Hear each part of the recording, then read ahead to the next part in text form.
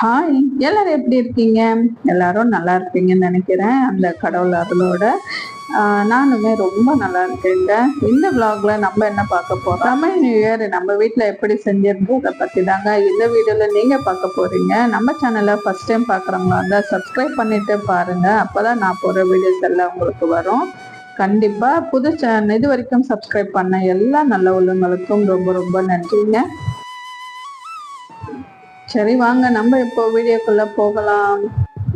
ஒரு ஃபங்க்ஷன் வருதுன்னாவே எப்பவுமே அந்த லேடிஸுங்களுக்கு ஃபர்ஸ்ட் மைண்ட்ல வர்ற ஒரே தாட் என்னன்னு பார்த்தீங்கன்னா, நம்ம வீடு ஃபுல்லாவுமே கிளீன் பண்ணோம், டீப் கிளீன் பண்ணோம் அப்படின்ற மட்டும் தான் நம்மளுக்கு முதல்ல தோணும். அப்புறம் பூஜை பொருட்களுக்கு என்னென்ன வேணும், சமையலுக்கு என்னென்ன வேணும், இது எல்லாமே வாங்கணும், இதெல்லாம் வந்து தோணும். அப்படித்தானாங்க. புத்தாண்டுக்கு நிறைய பேர் புது சாரி, புது ட்ரெஸ் இந்த மாதிரி வாங்கி உடுத்துற வழக்கம் இருக்கும் கண்டிப்பா. ஆனா எங்களுக்கு நாங்க தெலுங்குன்றதுனால தெலுங்கு நியூ இயர் அப்போ நாங்க இந்த வருஷம் பெருசா எதுவும் செய்யலங்க இந்த மாதிரி. அதனாலதான் நான் தமிழ் நியூ இயர் செஞ்சிருந்தேன். என்னோட வழக்கம் என்னன்னு பாத்தீங்கன்னா, Telugu new year Tamil new இயருக்கு ட்ரெஸ் எல்லாம் எடுக்க மாட்டோங்க. நம்ம தீபாவளி பொங்கல் இதுக்கு மட்டும்தான் புது ஆடை வாங்கி பசங்களுக்குமே வாங்கி கொடுக்கறது உண்டு. ஆனா நியூ இயர்க்கெல்லாம் இதுக்குமே அந்த மாதிரி எல்லாம் வாங்கினது கிடையாது. இருக்கிறதுல புதுசு இருந்துச்சுன்னா கண்டிப்பா போட்டுப்போம் அந்த நாள்.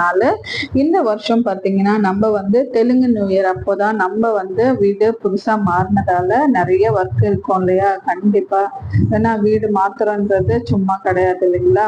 அதனால நிறைய வேலை இருந்தது. அதனால தெலுங்கு நியூ இயர் பாத்தீங்கன்னா நம்ம இந்த மாதிரி ரொம்ப சிறப்பா கொண்டாட முடியலங்க. ஏன்னா அதனால ரொம்ப சிம்பிளா நம்ம அன்னைக்கு என்ன முக்கியமான விஷயம் என்னவோ அந்த பச்சடி செஞ்சிருந்தேன், மாங்காய் பச்சடி. அது மட்டும் செஞ்சு சுவாமியை வழிபட்டு இருந்தேன் அன்னைக்கு. இன்னைக்கு பாத்தீங்கன்னா தமிழ் நியூ இயருக்கு எல்லாமே செஞ்சிருந்தோம். வடை பாயசத்துல இருந்து எல்லாமே செஞ்சு சுவாமிக்கு நம்ம அந்த மாங்காய் பச்சடி எல்லாமே செஞ்சிருந்தோம். இப்போ பாத்தீங்கன்னா நிறையவே மாறிடுச்சு. அது என்னன்னு பாத்தீங்கன்னா, நம்ம வீட்லயே இது எல்லாமே பூஜை எல்லாம் பண்ணிட்டு எல்லாமே செய்யற மாதிரி இருக்கிறதால எல்லாமே வீட்லயே செய்யறோம். சுவாமிக்கு நம்ம புடவை சாத்துற அது ரொம்ப நாள் ஆயிடுச்சு கொடுத்து. அதைத்தான் நாங்களும் பேசிட்டு இருந்தோம், இந்த மாதிரி இருக்கோம் அப்படின்னு சொல்லிட்டு. உங்களுக்கு யாருக்காவது கண்டிப்பா இந்த மாதிரி ஏதாவது வழக்கம் இருந்தா கண்டிப்பா சொல்லுங்க. இதுல முக்கியமான விஷயம் உங்களுக்கு நான் சொல்லவே இல்லை. என்னன்னு பாத்தீங்கன்னா, தமிழ் நியூ இயர் அன்னைக்கு முந்தின நாள் எல்லாமே வேக வேகமா வேலை எல்லாம் செஞ்சிருந்தேன். என்னன்னு பாத்தீங்கன்னா, கிச்சன் முழுக்குமே நம்ம கிளீனிங் வேலை போயிட்டு இருந்ததுங்க. கிளீன் பண்ணி டீப் கிளீன் பண்ணியிருந்தோம். அது பாத்தீங்கன்னா ஒரு 10:30 மணிக்கு எல்லாம் முடிச்சுட்டேன். ஒரு 9 மணிக்கு ஸ்டார்ட் பண்ணி நம்ம சீக்கிரமாவே டீப் கிளீன் எல்லாம் முடிச்சுட்டு, அதுக்கப்புறம் இது பாத்தீங்கன்னா நம்ம கோலம், அரிசி மாவு கோலம் எல்லாம் காலையில எச்சு குளிச்சுட்டு வந்துட்டு ஃப்ரெஷ்ஷா தான் வச்சு மஞ்சள் குங்குமம் எல்லாம் வச்சிருந்தேங்க. என்னன்னு பாத்தீங்கன்னா, காலையில ஏர்லியா தாங்க எழுந்திரிக்கவே முடியல. நம்ம எப்பவுமே ஒரு 5 மணிக்கெல்லாம் எழுந்துச்சு செஞ்சா ரொம்பவே நல்லா இருக்கும். ஆனா பாத்தீங்கன்னா நான் லேட்டா தாங்க செஞ்சிருந்தேன். என்ன பாத்தீங்கன்னா எவ்வளவு லேட்டுன்னா 10 மணிக்கு தான் நம்ம ஸ்டார்டே பண்ணிருந்தோம். ஏஞ்சதெல்லாம் பாத்தீங்கன்னா சீக்கிரமாவே ஏஞ்சாச்சு. ஏன்னு சொல்றேன்னா, காலையில ஏந்திரிக்கும் போதே கடுமையான தலைவலி. அதனால என்னடா இன்னைக்கு இப்படி ஆயிடுச்சே சொல்லிட்டு கடுமையான தலைவலியும் பேக் பெயினும் அதிகமாவே இருந்துச்சு. சரின்னு சொல்லிட்டு எதுவுமே செய்யாமலும் நம்ம இருக்கக்கூடாது, நம்ம கண்டிப்பா செஞ்சு ஆகணுமே சொல்லிட்டு அது கொஞ்சம் தலைவலி அப்படியே கம்மியாகிற வரைக்கும் வெயிட் பண்ணிட்டு அதுக்கப்புறம் பாத்தீங்கன்னா நம்ம எல்லா வேலையும் கடகடன்னு செய்ய ஆரம்பிச்சிட்டேங்க. நம்ம இன்னைக்கு இது என்னென்ன செஞ்சிருந்தோம்னு பாத்தீங்கன்னா கண்டிப்பா உங்களுக்கு காட்சியாகவும் சொல்றேன். இதுல என்னென்ன செஞ்சேன்னு நான் சொல்லிடுறேன். எப்பவுமே நம்ம செய்யறதுதான் சாம்பார், சாதம், வடை, பாயாசம், ஒரு பொரியல், இது எல்லாமே வச்சிருந்தோம். பழங்கள் எல்லாமே வச்சிருந்தோங்க சுவாமிக்கு. இது எல்லாமே தான் செஞ்சிருந்தேன். என்ன எவ்வளோ வலிகள் எவ்வளோ வேதனைகள் இருந்தாலுமே, நம்ம உடல் வரியா இருந்தாலுமே நம்ம செய்ய வேண்டிய விஷயத்த கண்டிப்பா செஞ்சாகணும் இல்லையா. ஏன்னா வருஷத்துக்கு ஒரு முறை, அதாவது நமக்கு தமிழ் நியூ இயர் ரொம்ப முக்கியம். அதனால அந்த தமிழ் நியூ இயர் வரும்போது அதை எப்படி மிஸ் பண்றது அப்படின்னு சொல்லிட்டு அதை விடாம நம்ம இப்படியே செஞ்சிட்டோம். ஆனா இதுக்கு முன்னாடி முன்னாடிலாம் பார்த்தீங்கன்னா நம்ம வந்து தெலுங்கு நியூ இயர் தான் இந்த மாதிரி செய்வோம். அதனால தமிழ் நியூ இயர்க்கு என்ன செய்வோம்னு பார்த்தீங்கன்னா, நாங்கள் வந்து இதுக்கு முன்னாடி இருந்த வீட்டுக்கிட்ட நாகத்தம்மன் கோயில் இருக்கு. அந்த கோயில்ல பார்த்தீங்கன்னா நாங்கள் வந்து ஒரு சாரி முன்னாடியே சொல்லி ஒரு வாரத்துக்கு முன்னாடியே சொல்லி வாங்கி கொடுத்துருவோம். அன்னைக்கு அபிஷேகமா அந்த புடவை வந்து சுவாமிக்கு வந்து சாத்திடுவாங்க. அப்போ எங்களுக்கு இந்த அபிஷேகத்துக்கும் வர சொல்லுவாங்க. காலையிலேயே போயிடுவாங்க. ஒரு 8 மணிக்குள்ளேயே எல்லா பூஜை வேலை எல்லாமே முடிச்சிருவாங்க. அபிஷேகம் ஒரு 5-6 வகையான அபிஷேகம் செய்வாங்க இல்லையா, அது எல்லாமே கண்குளிர பார்த்து அன்னைக்கு தரிசனம் செய்வோம். ரொம்பவே நல்லா இருக்கும் அந்த நாள் எங்களுக்கு. இந்த மாதிரி தான் கடந்த ஒரு 5 வருஷத்துக்கு முன்னாடியே இந்த மாதிரி போயிட்டு இருந்துச்சு. ஆனா இப்போ வந்து எல்லாமே தலைகீழா மாறிடுச்சுங்க. இப்போ அதை நினைக்கும் போது பாத்தீங்கன்னா அந்த டைம்ல ரொம்பவே நல்லா இருந்துச்சுங்க. எங்களுடைய ஒவ்வொரு வருஷமும் பாத்தீங்கன்னா நல்ல வளர்ச்சியாகவுமே இருந்தது. ஏன்னா இவங்க பிசினஸ் பண்றதால அந்த வளர்ச்சி கண்கூடாவே நாங்க பாக்குற மாதிரி இருந்துச்சு. இப்போ வந்து பாத்தீங்கன்னா நான் சொன்ன மாதிரி இது ஒரு 5-6 வருஷம் கிட்ட நம்ம வந்து அது செய்யறது இல்லை. ஏன்னா ஏன் எதுக்காகன்னு பாத்தீங்கன்னா நம்ம வந்து அந்த நேரத்துல நிறைய பேர் கொடுக்க ஆரம்பிச்சிட்டாங்க. நாங்க ஸ்டார்ட் பண்ணும்போது பாத்தீங்கன்னா அவ்வளவா யாருமே கொடுக்க மாட்டாங்க. நமக்கு வந்து நம்ம கொடுக்குற புடவை வந்து அந்த அம்மனுக்கே சாத்துவாங்க. ஆனா இப்ப அடுத்த வருடங்களா கடந்து போகும்போது என்ன ஆச்சுன்னா, நம்மளும் கொடுக்குறோம். ஆனா நம்ம கொடுக்குற புடவை பாத்தீங்கன்னா நிறைய பேர் கொடுக்கறதால கீழே இருக்கிற சாமிக்கு போட்டா கூட கொஞ்சம் திருப்தியா இருக்கும். ஆனா அவங்க என்ன பண்ணிடுறாங்கன்னா தனியா மேல சும்மா அந்த போத்துற மாதிரி உங்க புடவை இதுல சாத்திருக்கு அப்படின்னு சொல்ற மாதிரி அந்த மாதிரி இருக்கும்போது அது வந்து ரொம்பவே கஷ்டமாவும் இருந்துச்சு. என்னடா நம்ம கொடுக்குற புடவை இப்படி இது பண்ணிட்டாங்களே அப்படின்ற மாதிரி எல்லாம் கூட தோணும். ஏன்னா நம்ம கொடுத்த அந்த புடவை வந்து சாமிக்கு சாத்தும் போது அதை பார்க்கும்போது ரொம்பவே கண்ணுக்கு குளிர்ச்சியா இருக்கும். அது வந்து ஒரு நிஜமாவே வந்து ஒரு சந்தோஷத்தை கொடுப்போங்க. அது வந்து அனுபவிக்கிறவங்க மட்டும்தான் தெரியும். யாரெல்லாம் அந்த மாதிரி பண்ணிருக்கீங்க, சுவாமிக்கு இந்த மாதிரி புடவை சாத்தி அதை வந்து கண்குளிர பார்த்திருக்கீங்கன்றத, ஏன்னா அவங்களுக்கு என்னோட இது வந்து கண்டிப்பா புரியும். அதனாலதான் சொல்றேன். உங்களுக்கு யாருக்காவது அந்த அனுபவம் வந்திருந்தா கண்டிப்பா சொல்லுங்க. அப்படியே நம்ம தமிழ் நியூ இயருக்கு வந்துருந்தாங்க. மாங்காய் பச்சடி இல்லைன்னா எப்படி தமிழ் நியூ இயர் அதுவுமா? ஏன்னா நான் நினைச்சேன் தெலுங்கு நியூ இயர்ல தான் இந்த மாதிரி இருக்கு அப்படின்னு நினைச்சிருந்தேங்க. ஆனா வந்து தமிழ் நியூ இயருக்குமே வந்து எல்லாமே இந்த அறுசுவை இருக்கிற அந்த மாங்காய் பச்சடி கண்டிப்பா செய்யறாங்க போல இருக்கு. எனக்கு இப்பதான் தெரியும். அதனால நானுமே வந்து அன்னைக்கு மாங்காய் பச்சடியுமே செஞ்சிருந்தேன். அன்னைக்கு தெலுங்கு நியூ இயருக்கு வேற மாதிரி செஞ்சிருந்தேன். இன்னைக்கு பாத்தீங்கன்னா தமிழ் நியூ இயருக்கு வேற மாதிரி செஞ்சிருந்தேன். ஃபர்ஸ்ட் எது இருக்குதோ இல்லையோ அது கண்டிப்பா செய்யணும் இல்லையா, அதனால அதையும் செஞ்சாச்சுங்க. ஆனா வந்து கனி பாக்குற அந்த ஒரு வழக்கம் மட்டும் எங்களதுல இல்ல. இந்த மாமியார் சைடு வந்துமே அது வந்து இல்ல. ஆனா அவங்க வந்து இது செய்ய சொல்லியிருந்தாங்க. நானுமே ரொம்பவே ட்ரை பண்ணேன்.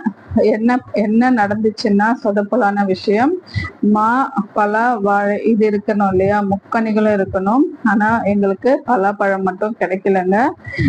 பலாப்பழம் முழுசாவுமே கிடைக்கல, சொலையாவுமே கிடைக்கல. அதனால முக்கணிகள் கண்டிப்பா வைக்கணும்ன்றதுனால நான் என்ன பண்ணிட்டேன், வச்சா எல்லாமே வைக்கணும், அப்படி இல்லைன்னா நம்ம எதையுமே வைக்க வேண்டான்றதுக்காக நான் வந்து அது இந்த வருஷம் செய்யல. அடுத்த வருஷம் கண்டிப்பா எனக்கு அதோட வாய்ப்பு கிடைச்சதுன்னா நம்ம கண்டிப்பா நம்ம ஒரு விஷயத்த செய்யணும் அப்படின்னு நம்ம முடிவு பண்ணா மட்டும் போதாது. அது வந்து கடவுளுமே அதை வந்து கண்டிப்பா அவருமே அதை ஏத்துக்கணும். அப்பதான் அந்த விஷயம் வந்து நடக்கும்னு நான் நம்புவேன். அது மாதிரிதான் இந்த முறையும் வந்து இந்த கனி காணுதல் நிகழ்ச்சி வந்து எங்க வீட்டுல நடக்கல. கண்டிப்பா அடுத்த வருஷம் நானும் செய்வேன்னு நம்பிக்கையோட இருக்கேங்க. அதே முறை பாத்தீங்கன்னா நம்ம இந்த வருஷம் பாத்தீங்கன்னா இந்த மாதிரி எப்பவும் போலவே சமையல் வேலை எல்லாம் முடிச்சுட்டு அதுக்கப்புறம் கடகடன்னு எல்லா வேலையும் செய்ய ஸ்டார்ட் பண்ணிட்டேன்.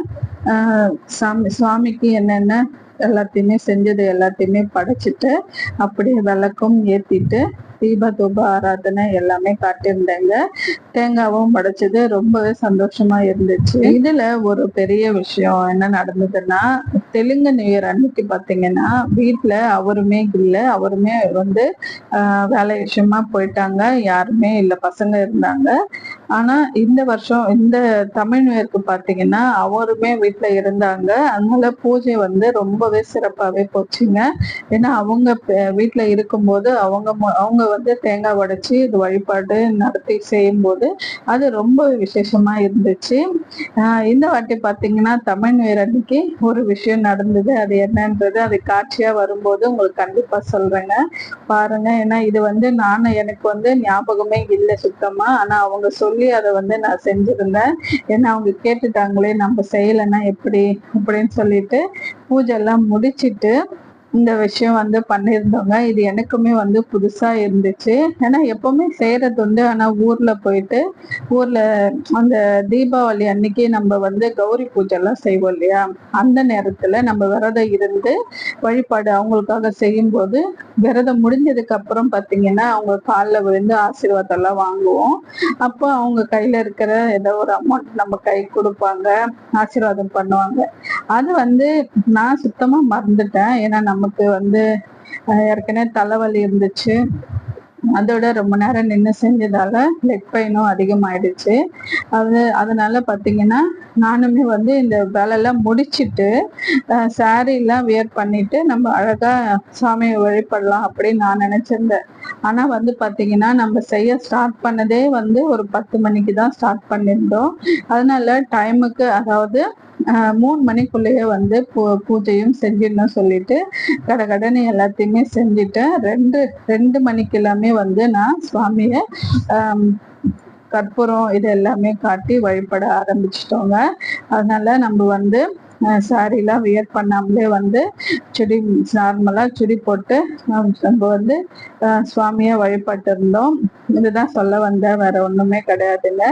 அதனால என்னடா இவங்க எப்பவுமே வந்து ஒரே மாதிரி இது பண்றாங்களே அப்படின்னு சொல்லி ஒரு சிலருக்கு தோணும். என்னோட சுச்சுவேஷன் என்னன்னு வந்து நீங்க பாக்குறவங்களும் கண்டிப்பா தெரியணும் இல்லையா, அதனாலதான் நானுமே இதை வந்து சொல்லணும்னு நினைச்சேன். எனக்குமே வந்து அந்த மாதிரி வியர் பண்ணி இந்த மாதிரி அழகா காட்டணும் அப்படின்றது ரொம்பவே பிடிக்கும், சாரி வியர் பண்றதுன்றது.